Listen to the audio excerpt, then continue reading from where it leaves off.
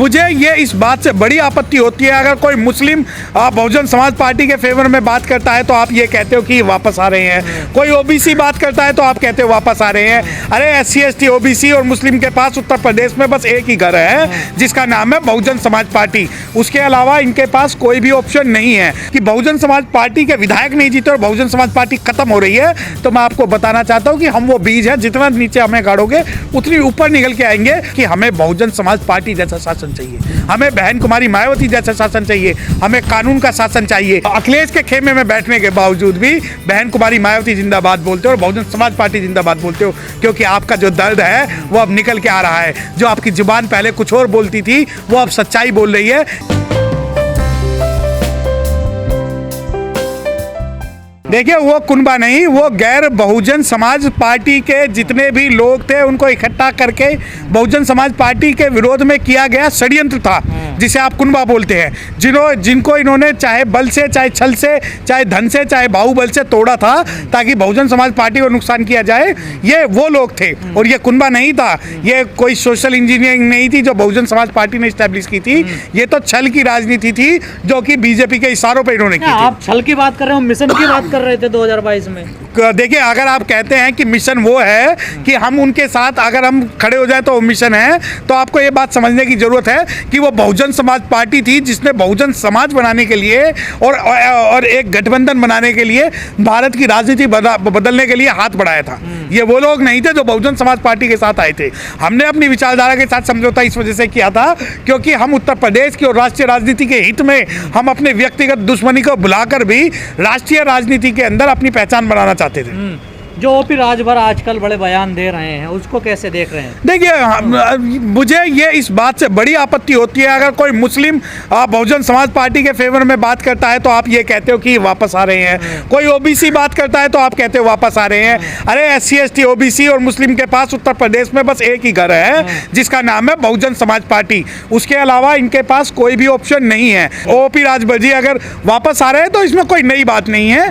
हम जो है आज भी ओबीसी मुस्लिम को जोड़ने की बात कर रहे हैं और करते रहेंगे, क्योंकि हमें 2024 में इलेक्शन लड़ रहा है और हमारे घर के दरवाजे सबके लिए खुले हुए हैं। ओपी राजभर ने बड़ा आरोप लगाया कि समाजवादी पार्टी में हिस्सेदारी नहीं मिली हमें। देखिए, ये मैं अगर आप कहो कि उस स्टेटमेंट पे, उस कथन पे मैं अपने विचार व्यक्त रखूं, तो वो कल अगर बसपा से नाराज होंगे तो बसपा के विरोध में एक स्टेटमेंट दे देंगे कि भाई वहां तो पैसे लेके टिकट दिया जाता है, वहां तो पैसे मांगे जाते हैं। तो उनका जो बयान है, मैं उस बयान पर कोई भी कटाक्ष इस वजह से नहीं करना चाहता क्योंकि कल तक तो उन्हें नहीं, सवाल ये है सर, समाजवादियों पे आरोप लग गया, बीजेपी पे आरोप लग गया कि सम्मान नहीं मिलता हमें, वहां पर हिस्सेदारी नहीं मिलता, लेकिन आज तक किसी भी नेता ने बीएसपी के लिए ऐसा नहीं बोला। देखिए, बीएसपी की जो लोकतांत्रिक प्रक्रिया है, बीएसपी पे जो भी पार्टी छोड़कर जाता है वो बस एक आरोप लगाता है कि ये टिकट के बदले पैसे लेते हैं। उसके अलावा अगर सम्मान की बात होगी तो मैं आपको बताना चाहता हूँ, चाहे कुशवाहा हो, चाहे राजभर हो, चाहे मुस्लिम हो, चाहे राजपूत हो, चाहे जाट हो,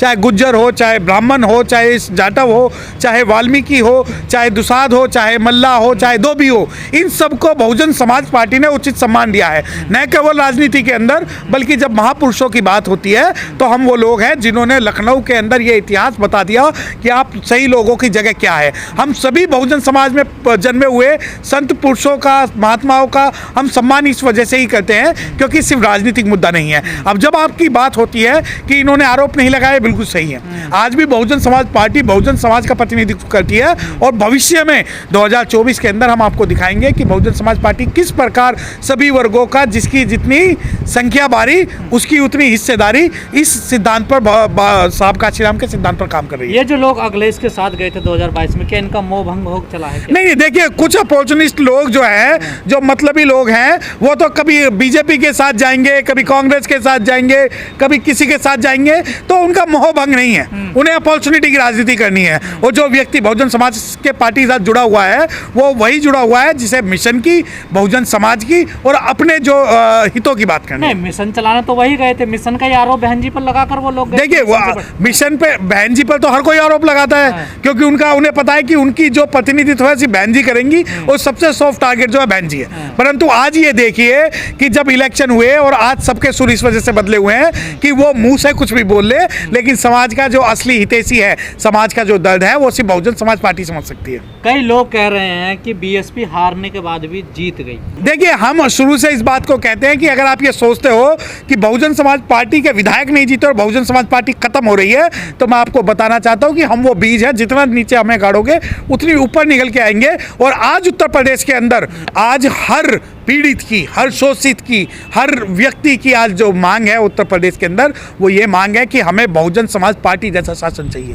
हमें बहन कुमारी मायावती जैसा शासन चाहिए, हमें कानून का शासन चाहिए, हमें जो है हमें अपनी हिस्सेदारी चाहिए।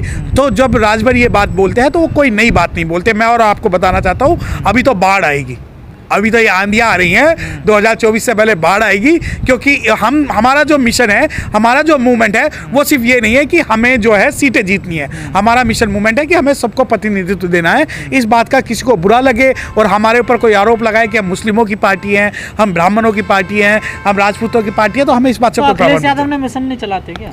कि कमीशन चलाते हैं, वो एक तरफ दिखाते हैं कि बीजेपी के विरोध में और उनके हाल नहीं है। बाबा साहब का स्टैचू लगाते हैं वो, तो स्टैचू तो जितने तो नरेंद्र मोदी साहब ने बाबा साहब की बात कर ली और पंचतीर्थ बना दिए, तो इसका मतलब ये थोड़ी है एक बार बकरे को काटने से पहले जो है उसे अच्छे काजू बादाम खिलाए जाते हैं। बाबा साहब का जो जितने बड़े, दिल्ली के अंदर भी एक सरकार है जो अपने आप को सबसे बड़ा क्लेम करती है कि हम बाबा साहब के सच्चे सिपाही है, वो सरकार है, वो रिजर्वेशन का विरोध जो है वो पंजाब में करती है और दिल्ली में करती है। तो इसका मतलब ये नहीं कि अगर आपने बाबा साहब की फोटो लगा दी तो आप बाबा साहब के सिद्धांतों पर चलने वाले हो। ये वही बात है कि बाबा साहब का फोटो लगाकर हमें टारगेट किया जाता है, हमें मुद्दों से भटकाकर हमारा शिकार किया जाता है। जो तमाम लोग कहते हैं कि जो बहन जी की लीडरशिप है, वैसी बहुजन समाज में किसी नेता में ऐसी लीडरशिप नहीं है। आप भी सहमत हैं? देखिए, मैं आज भी सहमत हूं, मैं कल भी सहमत रहूंगा और मैं वर्तमान में जीने वाला वो व्यक्ति हूं। मैं आपको एक बात बताना चाहता हूं कि कुकुर मुत्ते जो हैं, जब बाबा साहब जिंदा थे तो बाबा साहब का उन्होंने विरोध किया। जब साहब काशीराम जिंदे थे, साहब काशीराम का उन्होंने विरोध किया।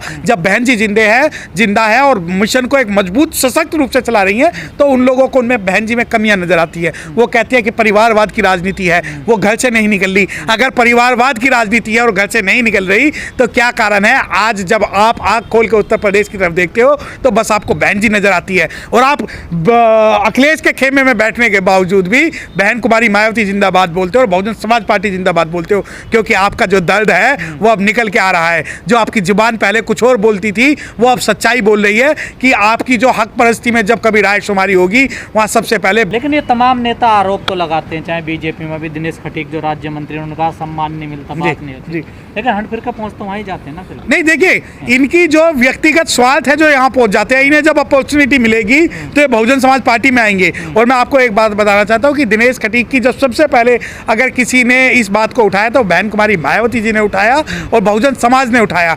और आज मैं आपको एक बताना चाहता हूँ कि उत्तर प्रदेश में जब भी बहुजन पे अत्याचार होगा तो सबसे पहले बहुजन समाज पार्टी उसकी आवाज़ उठाएगी, चाहे वो किसी भी पार्टी में हो। हमें इस वजह से हम उसको अकेला नहीं छोड़ेंगे कि वो फला पार्टी में और ढिमकाना पार्टी में है। हम उनके साथ कल भी थे, आज भी है और हमारे जो द्वार है वो सबके लिए खुले हुए हैं। लेकिन जब मिशन की बात आती है, बार बार मिशन का जब जिक्र होता है, तो तमाम जो बहुजनों के बड़े बड़े नेता नजर आते हैं वो कहीं ना कहीं किसी मंदिर में किसी कहीं मिलते हैं, लेकिन बहन जी का कोई ऐसा फोटो वायरल, देखिए, ऐसा फोटो कोई नजर नहीं आता। देखिए, साहब काशीराम साहब ने जब घर छोड़ा था और मिशन चलाने की बात कही थी तो साहब काशीराम साहब ने कहा था मैं किसी की शादी ब्याह या किसी की मृत्यु में शामिल नहीं होऊंगा, क्योंकि मेरे लिए सिर्फ एक व्यक्ति विशेष मायने नहीं रखता, बहुजन समाज मायने रखता है। और जब आप बहन जी को कहते हैं कि भाई बहन जी की फोटो, बहन जी के जब भाई का परिनिर्वाण हो गया था, बहन जी दिल्ली में नहीं थी और वो मीटिंग ले रही थी लखनऊ में, और बहन जी ने उस मीटिंग में ये बोला था कि मेरे भाई की जो लाश है वो घर पे पड़ी हुई है, परंतु मेरे लिए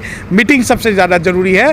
तो बहन कुमारी मायावती जब अपने दुख में नहीं जा रही, उनका मकसद यह है कि जैसे बाबा साहब डॉक्टर भीमराव अम्बेडकर साहब ने अपने बच्चे खोने के बावजूद भी अपनी जो पढ़ाई जारी रखी थी ताकि समाज का भला हो सके, उसी लिए बहन कुमारी मायावती जी जो है वो किसी भी सामाजिक फंक्शन में इसलिए नहीं शामिल हो रही ताकि उसका जो समय है वो समाज को दिया जा सके, संगठन मजबूत करने में दिया जा सके और बहुजन समाज पार्टी को मजबूत करने में दिया जा सके।